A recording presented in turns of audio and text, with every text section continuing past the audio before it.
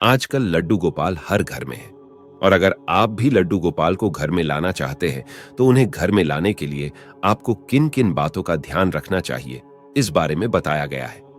लड्डू गोपाल की अगर आप सच्चे मन से सेवा करें तभी आप घर में लड्डू को लाए, क्योंकि लड्डू घर में लाने के बाद हमारे घर के सदस्य ही बन जाते हैं।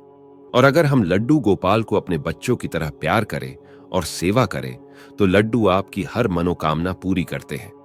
अगर हम एक बार लड्डू घर पर ले आए तो हमें हर हाल में उनका खास ख्याल रखना है। पहले तो लड्डू गोपाल की स्थापना कैसे करें इसके बारे में जानिए। वैसे तो आजकल लड्डू गोपाल बाजार हर जगह मिल जाते हैं, लेकिन माना जाता है कि यदि हमें लड्डू गोपाल कोई उपहार में दे तो ज्यादा शुभ माना जाता है। लड्डू गोपाल की प्रतिष्ठा की प्रक्रिया 4 दिनों तक चलती है। पहले दिन लड्डू गोपाल को अपना मानते हुए लड्डू गोपाल का एक अच्छा सा नाम रखें और लड्डू गोपाल को प्यार के साथ एक अनाज से भरे बर्तन में रखें। अनाज में आप गेहूं, चावल इत्यादि कुछ भी ले सकते हैं और उस बर्तन में लड्डू को अनाज से पूरा ढक दें।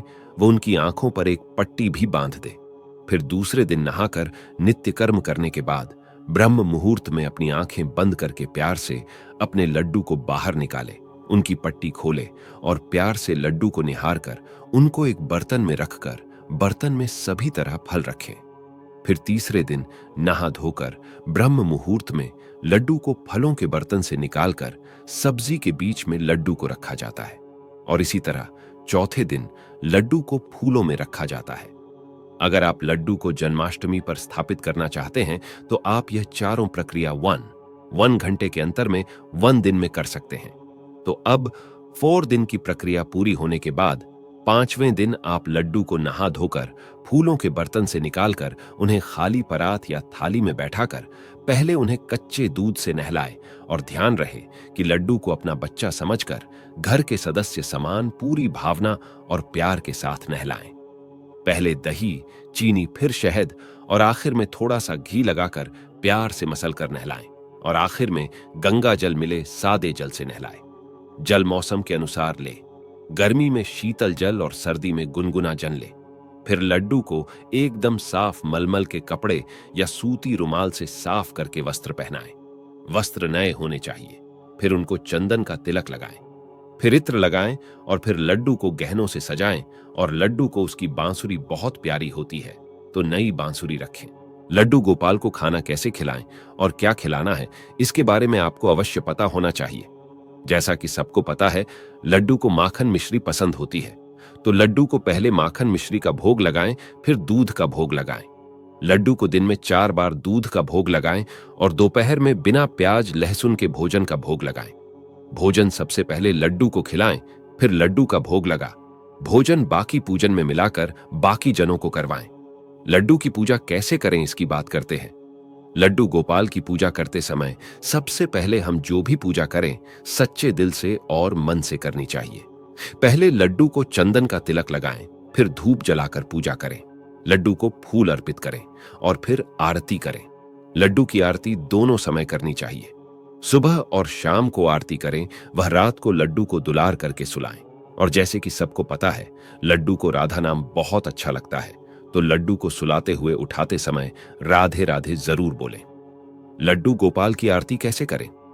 सुबह ब्रह्म मुहूर्त में नहा धोकर लड्डू गोपाल को प्यार से उठाएं। श्री लड्डू गोपाल जी को पानी पिलाकर उन्हें प्यार से राधे राधे बोले और फिर उन्हें नया लाकर स्वच्छ वस्त्र पहनाएं। फिर उन्हें चंदन का तिलक और इत्र लगाकर उनका श्रृंगार करें और फिर उन्हें फूल चढ़ाएं व धूप जलाकर उनकी पूजा करें और फिर अपने लड्डू को माखन मिश्री दूध और मेवे का भोग लगाएं। फिर लड्डू जी की आरती शुरू करें। लड्डू गोपाल को कैसे सुलाएं। लड्डू को दोपहर में भी बिना प्याज लहसुन के भोजन का भोग लगाएं और शाम को दूध का भोग लगाएं। फिर रात को भी दूध का भोग लगाकर लड्डू को दुलार से प्यार से थपकी देकर सुला दे। वह अगले दिन फिर से वैसे ही पूजा किया करे। आजकल लड्डू गोपाल के लिए तरह तरह के वस्त्र, सिंहासन, बिस्तर, पगड़ी, मुकुट इत्यादि मिलते हैं। हर जन्माष्टमी को उस मूर्ति को बदलकर दूसरी मूर्ति लाई जाती है। लड्डू गोपाल जी का एक छोटे बच्चे की तरह लालन पालन किया जाता है और उसका ख्याल रखा जाता। लड्डू गोपाल जी को घर में रखने के कुछ जरूरी नियम होते हैं जिनका ख्याल रखना बहुत ही जरूरी होता है। 1. इन नियमों का पालन करें। आमतौर पर सभी हिंदू घरों में रोजाना लड्डू गोपाल जी की पूजा की जाती है। उन्हें नहलाया जाता है, वस्त्र पहनाए जाते हैं और भोग लगाया जाता है। भगवान की पूजा से जुड़े भी कई नियम होते हैं। जिन घरों में लड्डू गोपाल की पूजा होती है, उन घरों में इन नियमों का पालन करना जरूरी होता है।